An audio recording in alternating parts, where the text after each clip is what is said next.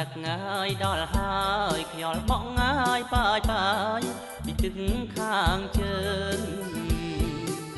អោណាក៏ដឹកងាយដល់ហើយខ្យល់បក់ងាយបាយពីទឹកខាងជើងអីធ្វើបុណ្យ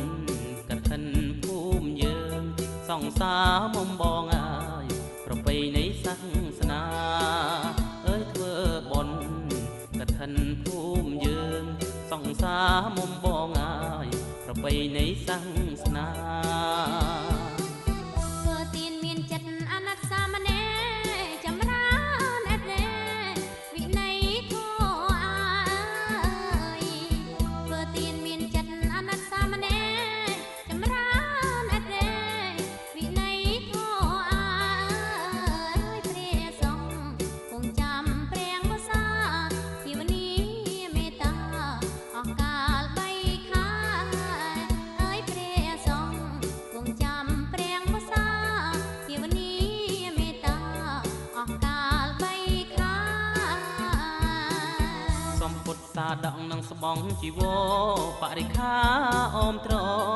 បច្ច័យផងដែរសំពុទ្ធសាដកនឹងស្បង់ជីវរបរិខាអមត្របច្ច័យផងដែរក៏សាងវត្តវាសាលាហោហាពៀនថ្នល់ឲ្យខ្មែរកាន់តែតានកានក៏សាងវត្តវា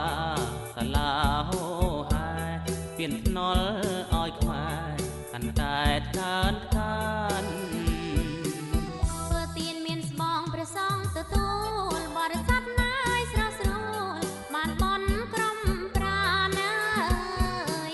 ធ្វើទានមានស្បង់ព្រះសង្ឃទទួលបរិស័ទណាយស្រងស្រួលបានបុណ្យគ្រប់ប្រានអានិសង្ឃគង់តាយងអិនស្រានកុសលឡាយប៉ុន្មានបានដល់ជាតិក្រោយអានិសង្ឃគង់តាយងអិនស្រានកុសលឡាយប៉ុន្មានបានដល់ជាតិក្រោយ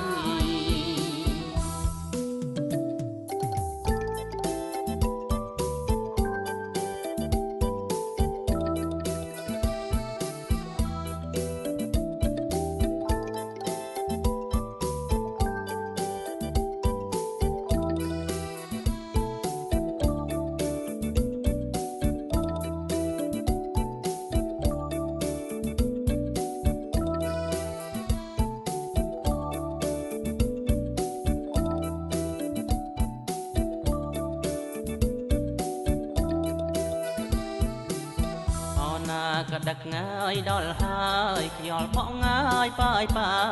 ពីទឹកខាងជើងអណាក៏ដឹកដល់ហើយខ្យល់បក់ងាយបាយពីទឹកខាងជើ